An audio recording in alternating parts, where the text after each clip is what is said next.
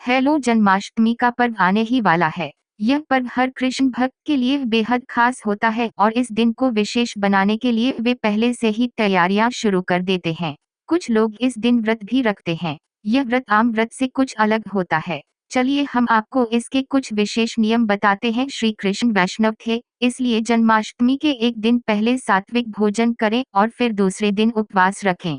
श्री कृष्ण जन्माष्टमी के दिन सुबह ब्रह्म मुहूर्त में उठकर स्नान करें और श्री कृष्ण के आगे व्रत का संकल्प करें। यह संकल्प आप हाथों में तुलसी की एक पत्ती पकड़कर करें और साथ ही व्रत के दौरान होने वाली किसी भी भूल के लिए पहले ही क्षमा मांग लें।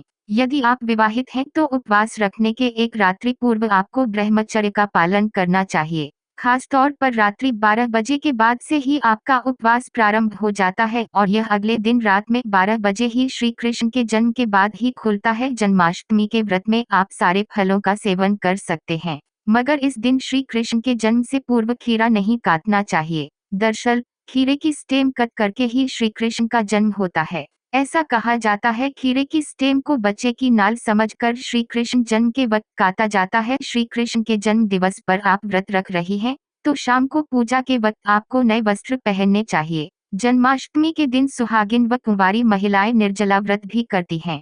हिंदू धर्म की मान्यताओं के अनुसार कृष्ण जन्माष्टमी का व्रत रखने और विधि विधान से पूजन करने पर नई संतान लोगों को संतान सुख प्राप्त होता है। वहीं कुंवारी लड़कियां भगवान श्री कृष्ण जैसा पति और जीवन में खुशी की कामना से यह व्रत रखती हैं। उद्देश्य जो व्यक्ति जन्माष्टमी के व्रत को करता है वह ऐश्वर्य और मुक्ति को प्राप्त करता है। मान्यता है कि जन्माष्टमी पर व्रत रखने से भगवान श्री कृष्ण का आशीर्वाद प्राप्त होता है, साथ ही भक्तों के जीवन से सभी कष्ट दूर होते हैं। भगवान श्री कृष्ण के आशीर्वाद से निसंतान महिलाओं को संतान की प्राप्ति होती है। शुरुआत करने के लिए गर्भधारण की संभावना बढ़ाने के लिए बाल गोपाल की पूजा सबसे अच्छा तरीका है। बाल गोपाल भगवान कृष्ण का बचपन का रूप है। आयु, कीर्ति, यश, लाभ, पुत्र व पौत्र को प्राप्त कर इसी जन्म में सभी प्रकार के सुखों को भोग कर अंत में मोक्ष को प्राप्त करता है।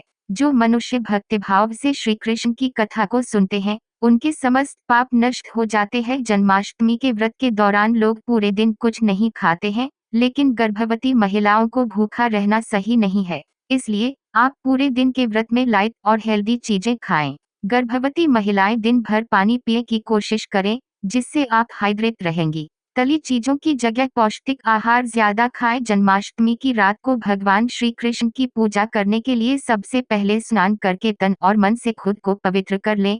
फिर इसके बाद अपने एक चौकी पर पीला कपड़ा बिछाकर अपने लड्डू गोपाल को एक थाल में रखकर दूध, दही, शहद, घी, शक्कर आदि से स्नान कराएं। इसके बाद उन्हें साफ कपड़े से पोंछकर उन्हें वस्त्र, आभूषण आदि पहनाएं। मूर्ति स्थापना के बाद उनका गाय के दूध और गंगाजल से अभिषेक करें।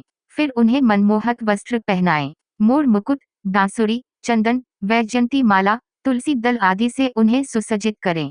फूल, फल, माखन, मिश्री, मिठाई, मेवे, धूप, दीप, गंध आदि भी अर्पित करें। कृष्ण जन्मोत्सव के दिन लोग व्रत रखते हैं और रात में 12 बजे कान्हा के जन्म के बाद प्रसाद वितरण करके अपना व्रत खोलते हैं। नंद के आनंद भयो जय कन्हैया लाल की कहकर भगवान कृष्ण को झूला झूलाकर घी के दीपक और धूप बत्ती से आरती उतारें। अंत में प्रसाद वितरण व ग्रहण करें और रात भर उनके मंगलवार भजन कीर्तन करते हुए रतजगा करें। जन्माष्टमी के दिन सुबह उठकर स्नान करने के बाद सभी देवताओं को प्रणाम करें और फिर पूर्व या उत्तर की ओर मुख करके बैठ जाएं। इसके बाद फल और फूल हाथ में लेकर व्रत का संकल्प लें। अपने ऊपर काले तिल मिलाकर जल छिड़कें। अब देवकी, वासुदेव, बलदेव, नंद, यशोदा और लक्ष्मी जी का नाम लेकर पूजा करें। जन्माष्टमी का व्रत कई लोग फलाहार करते हैं, ऐसे में कान्हा को भोग लगाने के बाद पंजीरी या माखन से ही व्रत का पारण करें। मान्यता है कि अगर कान्हा के भोग के प्रसाद से ही व्रत का पारण किया जाए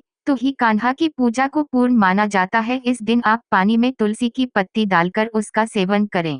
इतना ही नहीं, आपको तुलसी की भी इस दिन विधि विधान से पूजा करनी चाहिए और श्री कृष्ण के हर भोग में तुलसी का पत्ता जरूर रखना चाहिए। इस दिन आप मौन व्रत रखकर श्री कृष्ण के नाम का जाप भी कर सकती हैं। यदि मौन व्रत नहीं रख रही हैं तो आपको पूरे दिन श्री कृष्ण के नाम का जाप करना चाहिए। अविवाहित लोग व्रत के एक दिन पहले और जन्माष्टमी के दिन ब्रह्मचर्य का पालन करें। श्री विष्णु की पूजा करें।